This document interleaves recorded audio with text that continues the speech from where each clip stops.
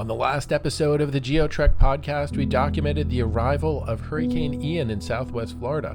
I documented this hurricane from a parking garage in Punta Gorda, Florida, where we experienced 2 hurricane eye walls, Category 4 winds, and the relatively calm eye. Hey everyone, this is Dr. Hal, host of the GeoTrek podcast. This next episode, number 49, picks up right after the storm passed with numerous interviews of locals who rode out the storm. Let me walk you through this week's podcast guest and share a little bit about their geography. I interviewed a man named James Grime in the city of Fort Myers.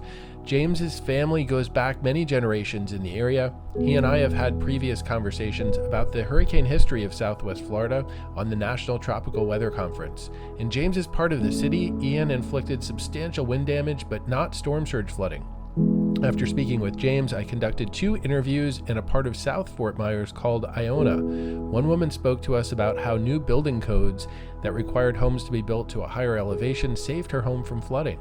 In the same neighborhood, we interviewed a man named Basil from New York who now lived in Sanibel Island. His area was very severely impacted by Ian. He was able to evacuate, though, and was just getting back to assess the damage.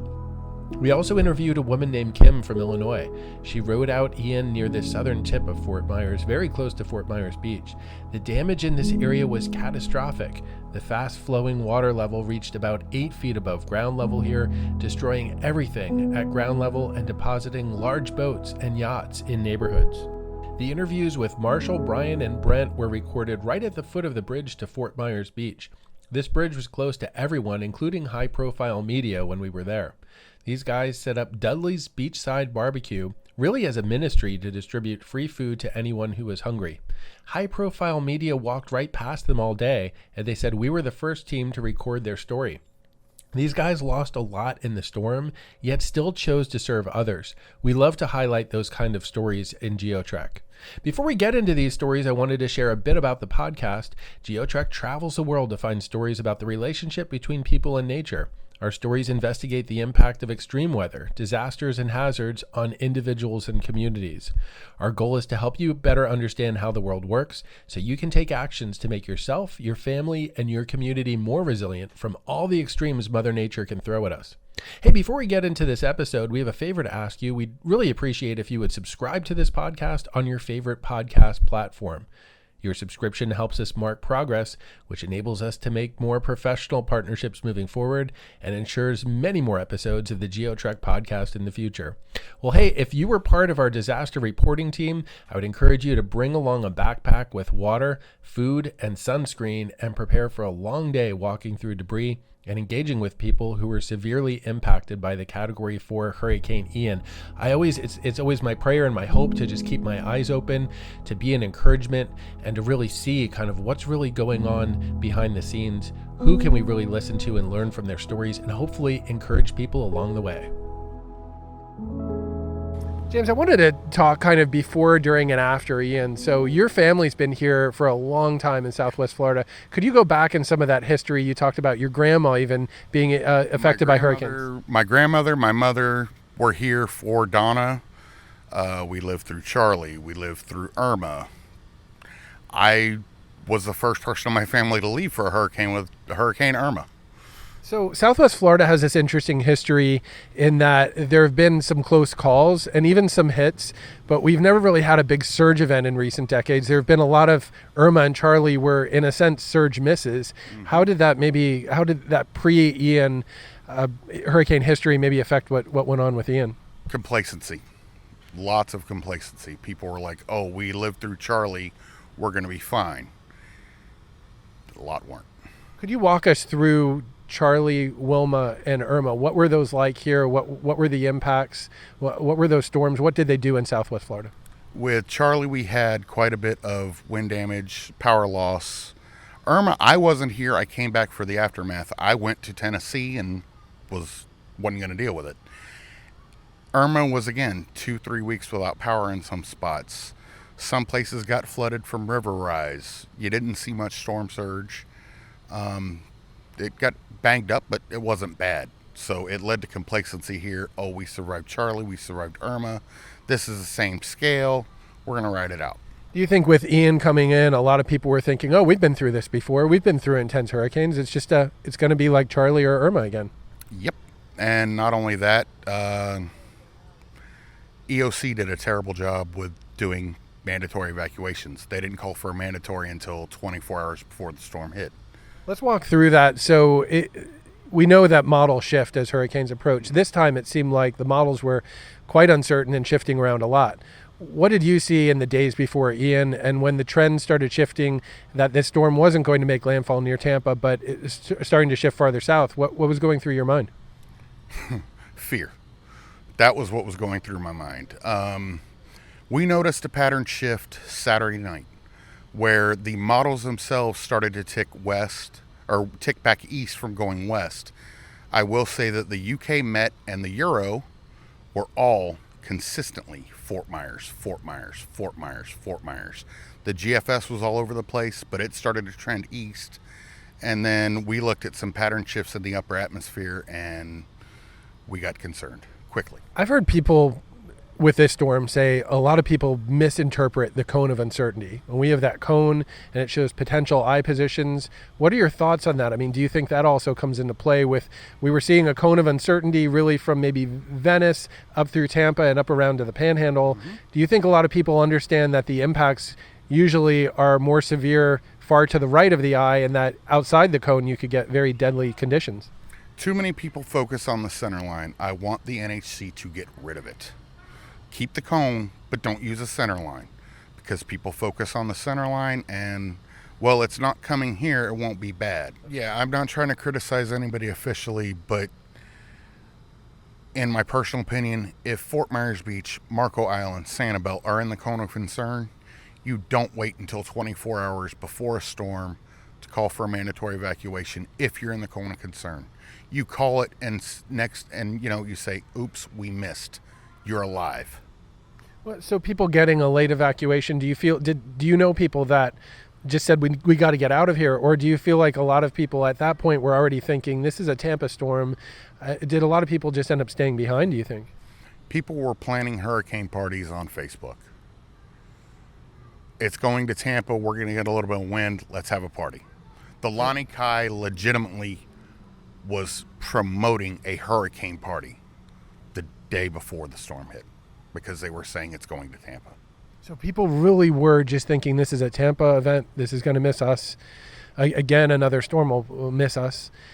So all of a sudden on Wednesday morning, this becomes very clear, like this is even farther south than maybe the big impacts will even be farther south than Punta Gorda and Port Charlotte. All of a sudden, this is really a Sanibel, Fort Myers storm. I mean, so all of a sudden the rain bands start coming in. What's going through your mind? Are you still communicating with people in harm's way?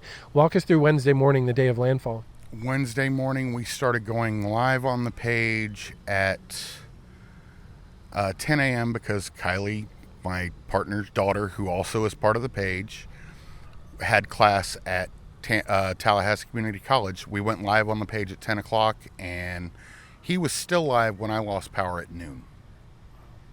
So they were going live and just engaging with people all that morning. I mean, props to all of you for just the constant engagement. You lost power at noon, and you were describing to me a little bit like this was a long duration event here. You never really got the eye. You were in the eye wall for a long time. I mean, what was the day of landfall like for you here personally? You're riding this out. You're elevated. You're really above the floodwater, but the winds just have to be hammering you most of that day. My biggest concern was keeping my family safe. The winds were... I mean, I didn't have an anemometer on me, but they were going pretty good. I mean, as you can see from this, they set it up to look like a jungle.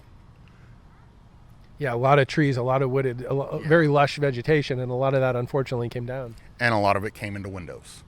So you had a lot of, let's talk about that. So I showed up, I was surprised to see not many boarded up windows. People have talked about impact glass, and some people have said you're not going to see boarded up windows. There's a lot of impact glass. Is that really true? How did the windows in general perform around here? The windows here where I'm at held up great. They are impact rated. But yeah, around here, a lot of places have gone to the impacts. You won't see a lot of boards, but you will still see shutters over impact windows here. I see, just in case there's flying debris. Yeah, people learned from Charlie. I got you. Right. So Charlie, obviously a Cat 4 impact. Irma also Cat 4, well south of here. Not as much wind here, but still a big impact in the region. James, what do you think moving forward? I mean, how does this change the perception of hurricanes and risk and all the preparation and everything moving beyond Ian? Hopefully people listen. When they get told to leave, leave. Hopefully this will change the dynamic of, well, it's going to Tampa, I don't need to worry about it. Mother Nature doesn't care what a forecast says. It's going to do what it's going to do, right? It'll do what it wants. James, what about building better, building higher? Or do you think there'll be changes in where we build, how we build, things like that? I mean, these are some longer term questions. I realize we're less than 1 week out from the disaster. So I know some of these things are hard to answer, but just what's your perspective on that? I can answer it now. No. Will not change where things are built. Greed overrules all. Greed overrules common sense. Could you see building codes requiring higher buildings in certain areas that were surged out? Or do you think people will say, this was an outlier, this was a million-year storm, it'll never happen again? Not that it could change, it should change. James, really appreciate you taking time. I know these are hard things to talk about, and I know it's really affected you and your family very personally. So I just so much appreciate you taking time and sharing your expertise. And even from the first time we had conversations about storm surge and about the vulnerability of Southwest Florida, I know it's an area near and dear to you. I think you've made a huge difference here, probably beyond what you could imagine. And people are just getting telecommunications back. I think in the upcoming weeks and months, you'll be getting a lot of grateful responses from people. Thank you, sir. It means a lot coming from you. I also give hugs in disaster zones, so feel free, keep in touch with us and let us know how you're doing and if there's anything that you need as well. Yeah, will do, definitely. I want to thank you for the work you've done, because the U-Surge project may make a difference. Thank you, I appreciate that.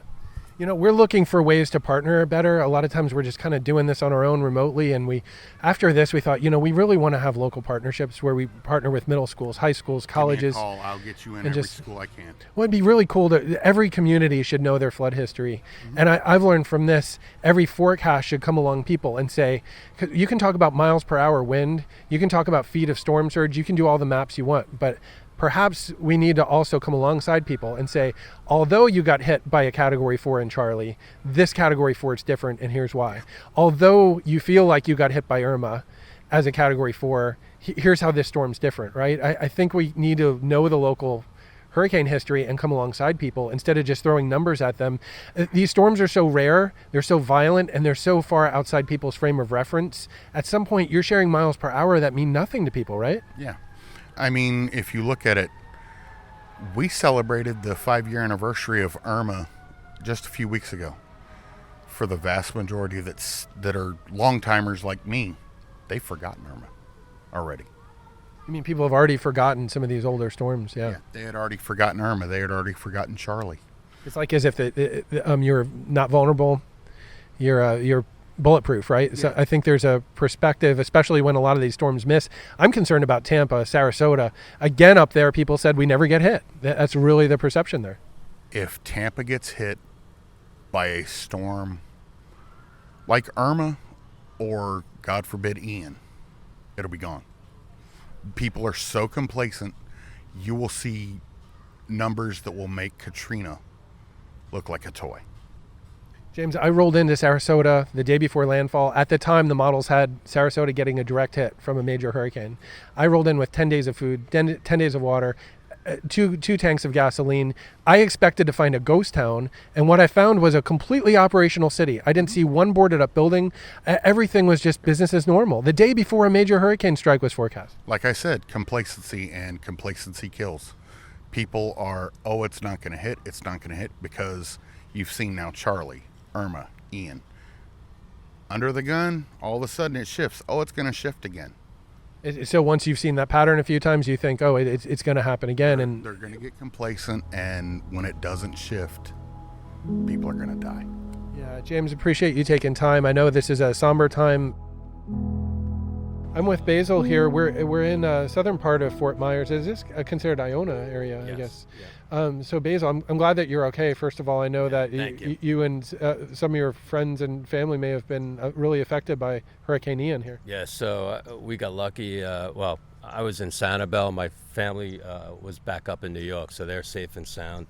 I was going to stay, except that all of a sudden we started talking about a hurricane Cat 4, Cat 5. So when it really ramped up like that in the It end. moved from Tampa heading towards Sarasota, and then it wasn't looking all that good. So put up all the hurricane shutters and everything else, and hightailed it out of here. And As the track started moving farther south, I mean, at what point were you like, okay, I really need to get out of here? it was probably the night before it hit. Yeah. I decided it was game over. So how long did it take you to prepare your property, and then where did you go? I was preparing probably 2 or 3 days beforehand, because I started hearing a lot more reports and watching it. So I started putting up the hurricane shutters and bolting on some hurricane That's shutters. smart. So you didn't wait to the last minute. No. I only waited to the last minute to exit, Okay. which wasn't a problem. Sure. That was easy. And then we wound up staying at my neighbor and myself at his good friend's house, and we rode it out there. And the problem was, the hurricane just sat by Sanibel, and here It moved so slowly too. that's what I say. It just sat, and it was just amazing to hear. And we were out, in his porch up north of Fort Myers, and just watching the massive destruction in the trees. Over there was no flooding. Here had very bad flooding. Down here, and then Sanibel was even the Sanibel's worst. wiped out. So have you been back to Sanibel since? I've seen it. I've seen what has transpired over there. I'm going back tomorrow, and all the stories that I've heard from people that were there and rode it out, it's bad. It was bad. There were 8-10 foot surges. Water was getting to the second floor. Some of the houses just toppled over. It was a war zone. So you've talked to people that survived it out in Sanibel. Absolutely. Yeah, I know a bunch of people who survived it. I mean, what did they say? I mean, like you said, it was just almost indescribable, probably, right? Yeah, and they were on this. Luckily, they had a second and third floor. Their first floor was completely demolished. They had trucks. Trucks were just overrun. Had a lot of helicopters going over here, I think, doing aerial. So one of the depressing things is you have the Chinooks coming over regularly with dead bodies. So those are still search and rescue. Or search and recover. Search and recovery. Yeah. So a friend of ours flew us, I guess it was the day after the hurricane. We went flying 2 days after at 1,500 foot level, and Over Sanibel. over Sanibel, over Fort Myers Beach, Matt Lachey. It was brutal. It was brutal to see. It's just, I mean, from what I heard, it's just completely demolished and even like reworked, like cuts and islands, and just everything looks different. Yes. The shoreline on the Gulf on Sanibel is it's right up to the buildings. And Basil, it's heavy stuff, right? Because I mean, this is where you live. You've known people all throughout there, some of which has survived, and maybe some that didn't. It's just got to really be difficult to process it all, right? It's a war zone. It's horrible. I mean, I've been coming down here for 25 years. Owned the place there for probably 12 years. Own my house now here 3 years down there, and but we're gonna make it through. We'll rebuild and move on. It's gonna take a long time this time around, but we'll get it done. Yeah, I think once you get the storm surge, it really makes it really different, right? It's not just wind damage. It's not just trees on houses, and suddenly you're moving all this floodwater through the community. So the problem is, and friends that were there afterwards took pictures of my place, and it is a war zone. My house luckily survived, but I saw what the streets look like and other people's houses, and the amount of mud that's in other people's houses is just brutal to see. Even if some of these houses survive, maybe they took on so much water and mud. Well, we need to get in there quickly to, reduce the risk of mold and mildew. That's right. And that's really the issue right now. The ones that are still standing. Do you think will there be any barriers for residents to get back in, or do you think like authorities or will there be like restrictions for residents to get back in? There or are now. I'm actually going over tomorrow. I'm a resident. I have the re-entry pass, and the buddy will take us over by boat. And myself and another guy is on home association board, and we're going to check everybody's house, and we'll take it from there. Basil, last question. Do you think as homes build back, they'll build differently, higher, or different materials, or do you feel like this is just... You know what? Category 4, Category 5, I don't know how much different you can go from here. I mean, I was in Hurricane Sandy in New York, but that was a Hurricane 1, Cat 1, and that came over my house.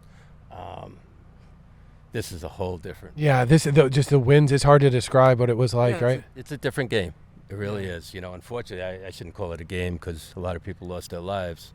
But with regards to prevention, there's risks in everything in life. Sure. And this is a beautiful place to live. I really hope for a quick recovery here. Yeah, and the people are getting strong, so we'll get it. Basil, appreciate you taking time. I hope for a quick recovery. So thank you for taking time. Okay. Annie, we were talking. So the other day I saw you, and you were explaining what it was like to ride out the storm here. I mean, what was that like for you? I have to say it was worse than Charlie. I can't explain how it was. It was just very noisy, awful. So, I mean, it was the wind, it was water, it was everything. I mean, maybe walk us through the day that the storm hit. Just what did you see as the day progressed? Well, at first, it was just like I've been through hurricanes before, and I thought I was just going to be okay. So you think, okay, you've lived here for some time. How long have you lived here? 25 years. Okay, so you've lived here 25 years. You've been through a lot of hurricanes. You thought this will be another hurricane. You've been through this before. But I am English. Did you get that? So you've seen a lot of bad weather is what you mean, right? I'm used to bad weather. Absolutely. I'm used to rain. At what point did you think, okay, this storm's different than the other storms? Oh, we had to go upstairs. It just, at one point we thought, this is not funny anymore. We need to get upstairs. From the water coming in? Yes. The water came in, and then we thought, we have to go upstairs. So what were you thinking as the water started coming in? I mean, were you went upstairs, you're trying to get more distance from the water. Yes. Were you afraid that this is going to come in the house and maybe really impact you? Everything, yes. We thought absolutely everything. You've just said it there. So you go upstairs, and then as you're watching this unfold, just what's going through your mind in that moment? The noise, everything was just awful. Just awful. And it lasted a long time, this storm. Oh, he is not nice. We are never going to use that word again. Ian, cut that out. So, right, you've been through Charlie, which was also a very intense storm, but not so long. And no, this is totally different. And I've been through Irma as well, but this... You don't seem to really like Ian very much. I do not like Ian at all. I'm from England, and his name is Scottish. Get rid of him. So the storm's just raging on, the wind, the sounds, the flooding. At what point did you say, I'm going to be okay? I think when we were upstairs, and there was Peter and I, my husband, and my girlfriend Debs, we thought we're all together, we will be fine. And you kind of knew at some moment time, okay, we're going to be okay, and eventually the water started going down. Not originally, not for some time. It stayed up for some time, huh? Oh, yeah. Was it flowing fast through the streets? Very much so. Yeah. Very, very much so. Am I really going to be on the telly? You're going to be super famous. And the last question, when you got out and you walked around the neighborhood and started seeing what this looked like, what was that like? No, it was awful. It was awful. And we just wanted to make sure that our neighbours were safe. And it was awful. Did obviously almost every home here was severely impacted. Did most of your friends make it through okay? Yes. Yeah. Annie, I'm glad that you're okay, and you're of good spirits. That's the most important part of it. Is that you have good spirits, and I think you're going to make it through just fine. I hope for a quick recovery. I'm going to be famous on the telly. So you had evacuated for the storm, right? We have a little bit of a different story. We live up near Boston. Oh yeah. Summer, and we were about 2 weeks from coming down for the winter, and then the hurricane hit, And so we decided, we just arrived here last night. But So we you- have a little bit of a different story. What's your story? We only built last year, and there Yeah. was the only one lot left in this beautiful community. So we had to build with all the new standards for hurricanes, and we actually didn't get water in our house at all. Oh, this is interesting. So the new standards, I'm imagining you build up higher, right? Yes, we had to build up higher. How much higher were you than the other houses? I think 2.5 feet Okay, and that made the difference. made the difference. The garage got flooded, but the house stayed dry. Do you know when those standards went in, or are they fairly new?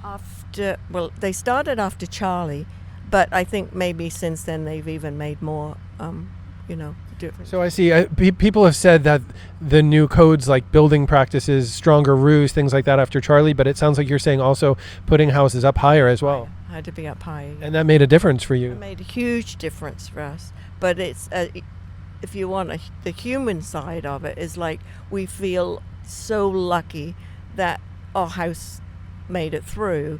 But we built here because of the community, and we knew it was a beautiful community. So it's very hard to see what went on around. Sure, just walking around the streets, almost every house has severe damage. Yes, yeah.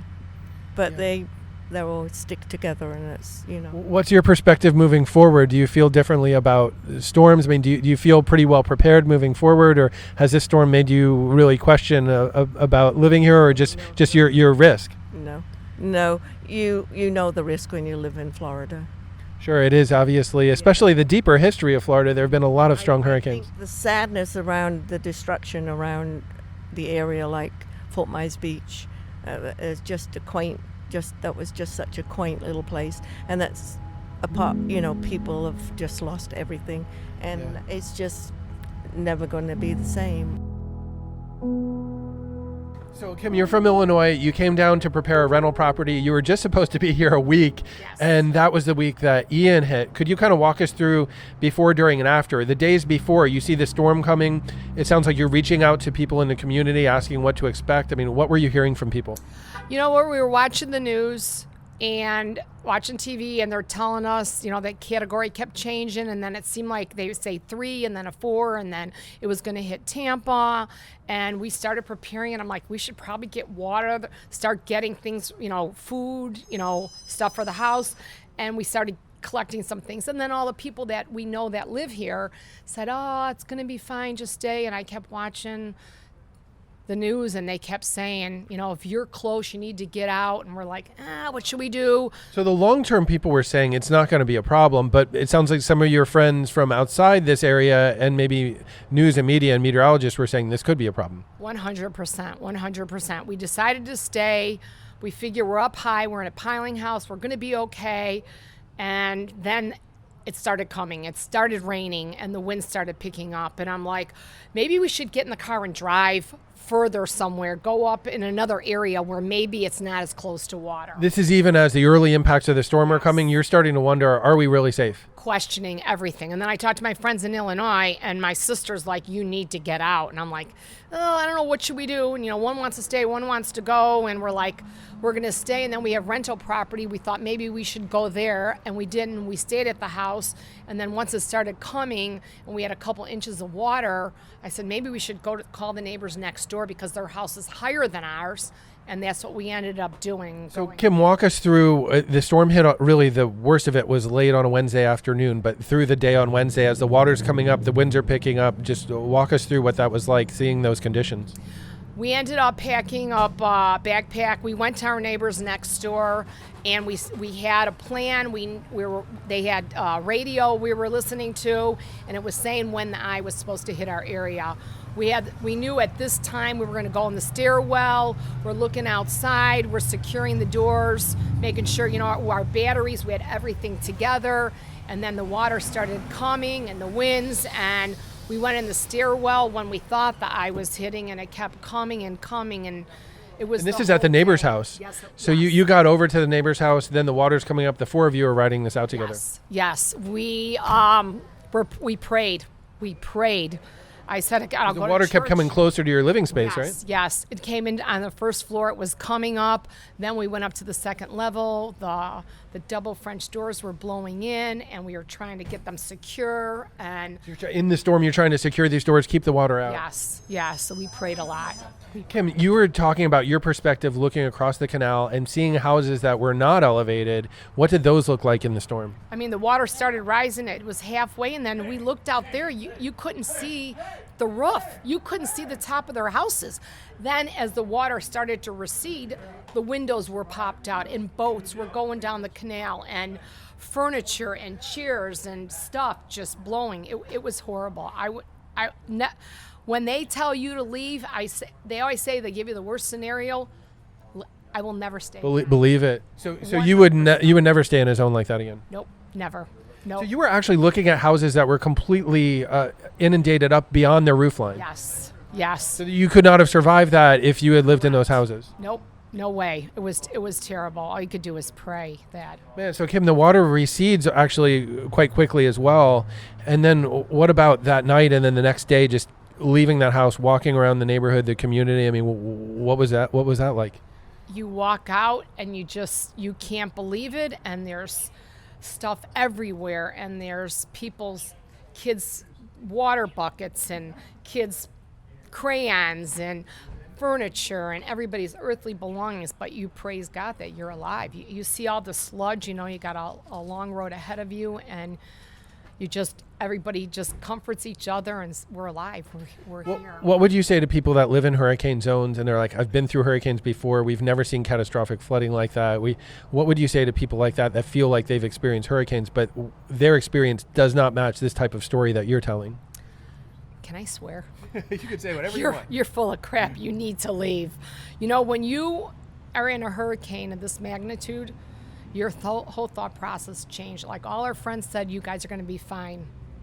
When they tell you on the news, I don't care if they hype it up, you better believe it. I would never stay. I would say get out, go to higher ground, get away from water, because there is nothing that's stopping water.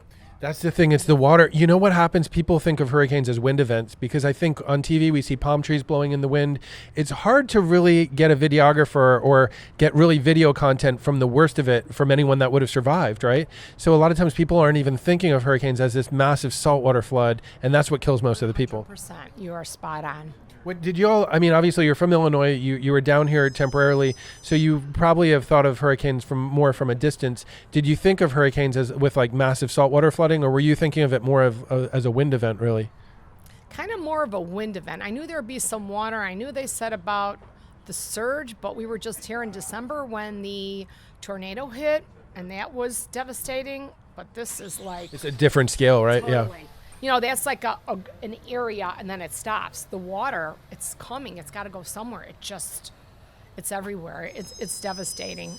Yeah, Kim, hope for a quick recovery for you guys. Appreciate you taking time, and I'm glad that you made it through okay, and that, I know it'll be a long road to recovery, but appreciate you taking time to share your story with us. Thank you so much. God bless everybody that stayed here for it. Thank you.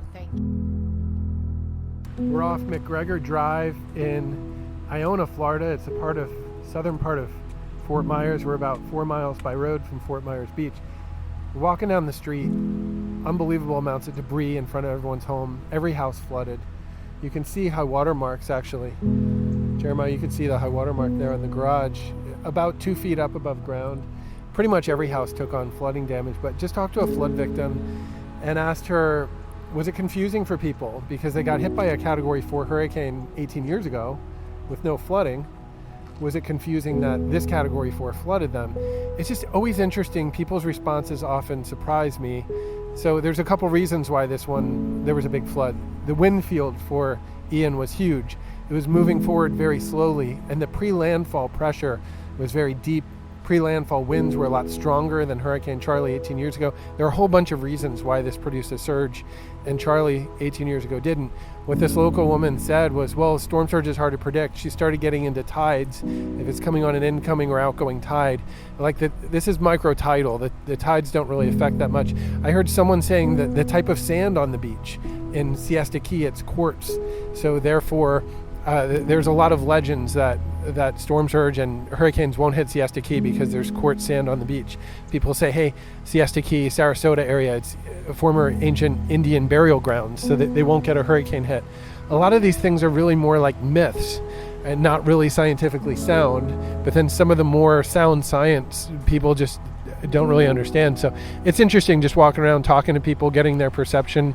Obviously it's a combination between the physical science and the human science, and the human impact is just really important to understand how people make decisions, where they got their information from, things like that. So it's very somber. I'm with Jeremiah. We just spoke to a woman who just found out in the last minutes that 2 of her close friends passed away. So that's a sensitive thing when you're in these disaster zones. You want to be supportive, you want to hear people's stories, but be sensitive of them too, because they may have just lost a close friend or family member. So it's very somber, trying to do our best to read people. And sometimes people want to speak, they want to have a voice. Other times people would rather not. Maybe they're still processing complex emotions. I'm here in really very close to Fort Myers Beach. We're over on the Fort Myers side. I'm with Marshall. Marshall, I mean, your story is amazing. You took every effort at dawn the day after Hurricane Ian to get into the most vulnerable areas. I mean, what in the world was that like for you getting over there? Well, it wasn't anticipated, that's for dang sure. It was very alarming what the scene we had even coming in. So based on what the boats on the road and seeing those large ships capsize onto land, showed us what the wreckage is going to be up here, and it was just that as soon as you go over the big bridge here, everything was gone. The buildings are gone. You're driving on 3 feet of sand over gas lines, spraying, alarm whistles going off in houses, cars honking and beeping. This is just a complete catastrophe scene, and like you said, there's no law enforcement, right?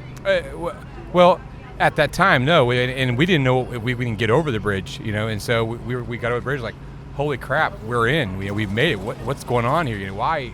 There's no cops around. There's nothing. And so we drove on in further and further, and there was a lot of carnage and a lot of people's lives that were lost that you could visually see at certain points throughout the road there, and houses on top of cars, people in the canals,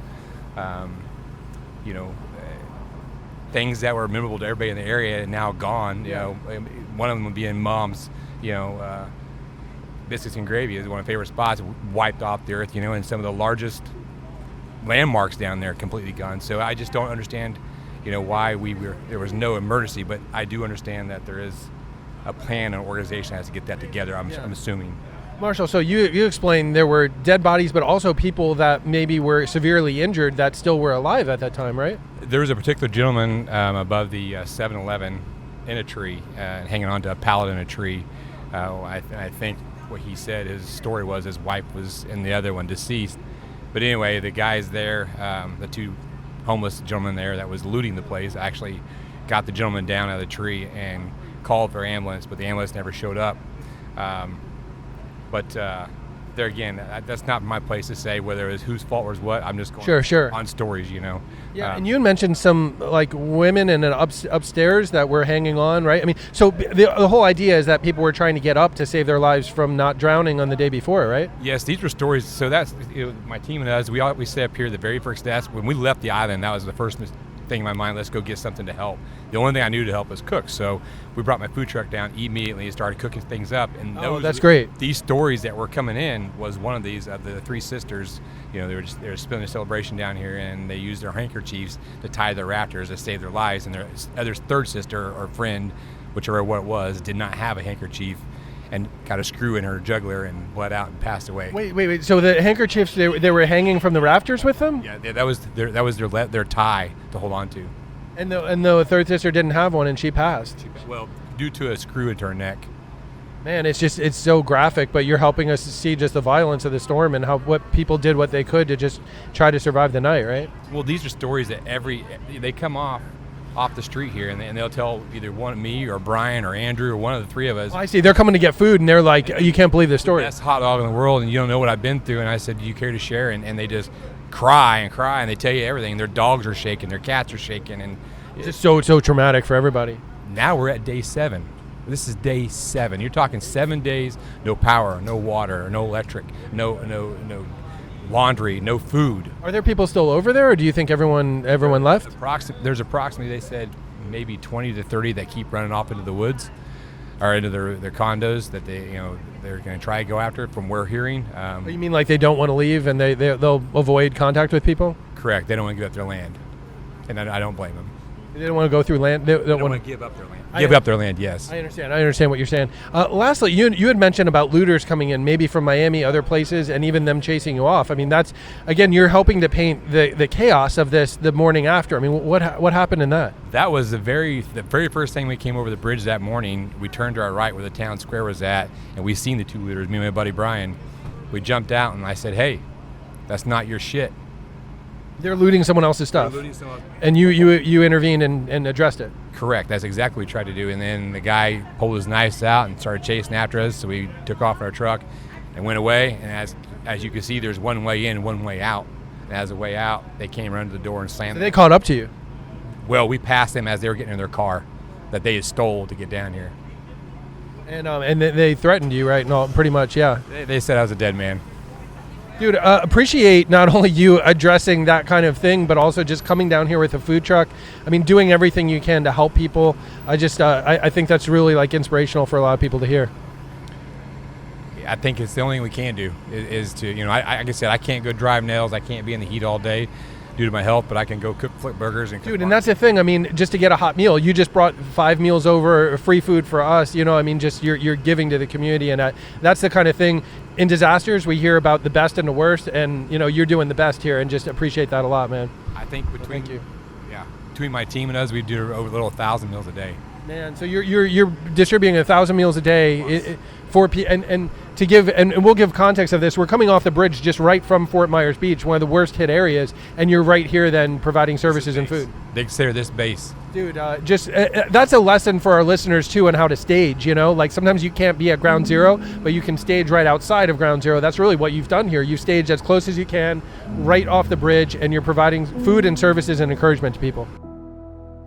Brian, do you just share about that a little bit? I'm with Brian here. We're at, it's called Dudley's, right? Dudley's. So, I mean, you lost a lot in this, but you're out here serving other people. Just talk a little bit about that. Yeah, absolutely. I mean, there's no reason not to give back to the community. This is our community, and we really, really, really want to give back. So, and that's the most important thing. It's materialistic things that I've lost, and, from now on, I'm just always going to give back.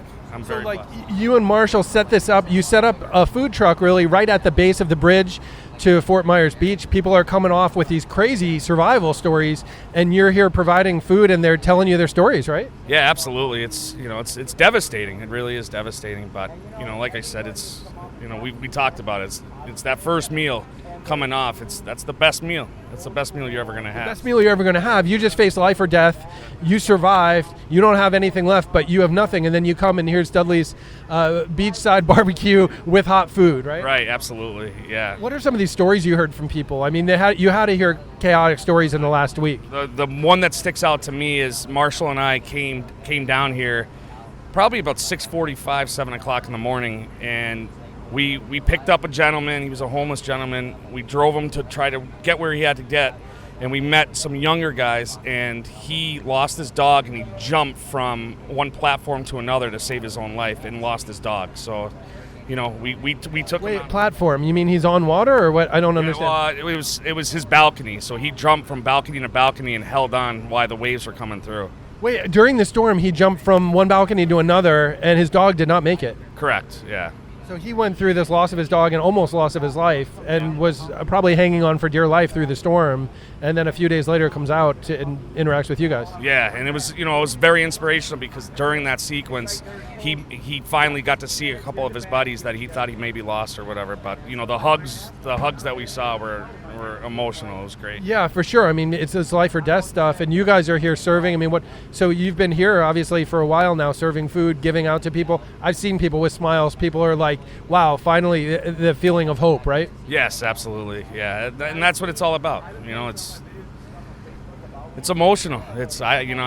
There's no words to explain it. And I mean, Brian, you didn't quite face like losing your life, but you lost your vehicle, and you went through a lot of devastation and loss as well, right? Yeah, I quite honest, I thought I was going to have to cut a hole in my lanai and jump out on a raft. I went downstairs. I had knee-deep water in my garage. I lost all my belongings in there, and I jumped out. I thought I was going to have to jump out with this pool raft that I was going to have, and You were looking for an escape route, basically. Yeah, I was looking out. We didn't know how high the water was going to go. It went high. Man, I mean, it surprised a lot of people. So how do you get from that, though, losing your belongings, to like you're here working in a food truck serving people? Like what's the timeline there, and what the thought process? Yeah, I mean, just, Marshall's one of my best friends in the world, and, just trying to help out others. It's not about me at this point. It's about all of us coming together as a community and helping each other out. I'm here at Dudley's Beachside Barbecue off the causeway from Fort Myers Beach. We're with Brent. Brent, you're out here with cold water and ice. I mean, what's going on? Where in the world do you get ice in a catastrophe? Yeah, so we've had a good team outside of just me coming out here. I have to give them credit, but we were actually sending guys to Miami to come back with not only ice, they were coming back with toothbrushes, toothpaste, soap, children's clothes, diapers, formula. I've been in contact with Hertz Arena multiple times, so we're bringing truckloads of all the stuff they need at Hertz Arena. We're loading it up on these buses and kind of forcing these bus drivers to take the stuff to Hertz Arena, which they've been open with doing. But we've had in the last 4 days probably 15 truckloads of stuff that we've either been passing out to people here or loading up on these Lee Tram buses since Saturday. And just to give context, you can drive for a long way and not even see a stoplight that's working. And Miami is really far from here. That's not right down the street. Yeah, it's about 3-hour drive from here, which is insane though, because my house on a typical day is 35 minutes to get here. It took me over 2 hours today. With the stoplights out. Correct. And the traffic and the gridlock and the emergency workers. That's exactly right. Yep. So the 4-way stop on every single intersection. It's a big effort to get all the way out here with all the goods, but we need it, and it doesn't matter if there's just 2 people that come over the bridge today. At least they have cold water, some toiletries for when they go to the shelter, and a hot meal. Brent, I saw people here eating food. Some people are saying this is the best meal they ever had. They were facing life or death a few days ago, and here they are getting a free meal. I mean, what are some of the stories you've heard from people? Yeah, so I've spoken to multiple ones that were stuck over there. I spoke to one gentleman who was the manager at Best Western. He was on the 3rd story. He said that when the waves started coming in, it dislodged the huge coolers that they have. The coolers were moving out and then moving in and destroying the bottom level of it was knocking down the concrete pylons, he said, these coolers. His wife, it took him 3 hours to go 1.5 miles down the beach the day after the storm to get to their house. She was okay. They came out here, we loved on them, we prayed with them, we hugged them, we gave them a free meal. They were extremely happy about that, and that's been a recurring story. People coming over with 4 and 5 animals with them, refusing to leave their animals, which I understand, out on the beach. And just, like I said, we're just here to love on people, pray with people, do whatever they need, no matter their politics, religion. None of that stuff matters in this small section, and that's what the most beautiful part of this area is. We're all people, we all love Southwest Florida, and we all want to help as much as we can. It's so inspirational, especially when you hear these horrific stories. People went through incredible trauma and, don't even know where they're going to get their next meal. They've, in some cases, lost almost all their possessions, almost lost their lives, and here you are able to give them a cold bottle of water and a warm meal. Absolutely, yeah. I mean, I've broken down a couple times hugging on people because they're crying and they just don't know where to turn from here. We've seen reunions from people driving from Ohio all the way down here to get their mom and dad. Amazing, beautiful hugs and kisses. And at this point, human lives are far more important than a few beach chairs and houses out on that island. We can rebuild.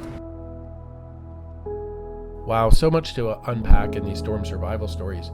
A few insights come to mind. Number one, I hope you could pick up the sense that we were recording in an active disaster zone. The timescale of this disaster is hard to communicate. Much of the recording that you heard took place 6 or 7 days after Ian's landfall, and we could still hear the sounds of sirens of emergency vehicles whizzing by, and the flyby of Chinook helicopters still looking for bodies. Although the fatality count has now exceeded 100 people, locals on the ground have told us that the missing list may be much longer. And unfortunately, many people may have been washed out to sea or washed into mangroves and not found yet. Really, the scale of this is hard to comprehend, and it's very somber and very, very hard to take in. Number two, James Grimes shared about his concern with the National Hurricane Center's cone of uncertainty on their hurricane forecast maps. Particularly, he was concerned about the center line option, where you can really, it looks like it's pinpointing where the hurricane's going to hit. The cone maps have come under increased scrutiny after Hurricane Ian, especially because many people may think that a hurricane is more like a point on a map instead of a huge area of impacts. Also, a lot of people just assume that the closer you get to the hurricane eye is where you're going to get the worst impacts, when in fact the eye position, in a sense, approximates the western boundary of the greatest impacts. A lot of the very catastrophic storm impacts spread far to the right of the eye position where it makes landfall on the coast. You can discuss more about this topic with James and his colleagues, like Casper and Kylie, who run the Tropical Weather Threat Society website. They're very engaged and very active, especially when a storm is out there in the Gulf or approaching the southeastern U.S. Again, they're the Tropical Weather Threat Society website, and they love to engage and discuss these types of topics. I thought it was insightful that Kim shared that friends and family out of state correctly warned about the catastrophic nature of Hurricane Ian, as did many weather and science professionals. But locals on the ground, from her perspective, really misguided themselves and others. We often think that locals know best. In this case, it seems like the opposite was often true. Decades of hurricane strikes without storm surges in places like Fort Myers and Cape Coral led to complacency that Ian would be like all the other storms that they easily survived. We consistently heard reports that people not only stayed, they were throwing hurricane parties until Ian's fury became deadly. These are somber interviews, and spending time in a disaster zone is always very heavy. Yet seeing people come together and serve others, seeing the response of disaster recovery teams come into the region, and hearing stories of survival and resilience gave us hope that Southwest Florida will come back from this, hopefully stronger and better prepared for future storms. Thanks for tuning in to the podcast, everyone. Our production and marketing team is Senneth Baker, Ashley Anderson, Christopher Cook, Amy Wilkins, and of course, Jeremiah Long, who came out with me into the field for a few days. His arrival really lifted my spirits during a long week of Hurricane Ian fieldwork. I was thankful to see him, and he's always a joy to work with out there in disaster zones. Thanks for listening to the podcast, everyone. We'll catch you on the next episode of the GeoTrek podcast.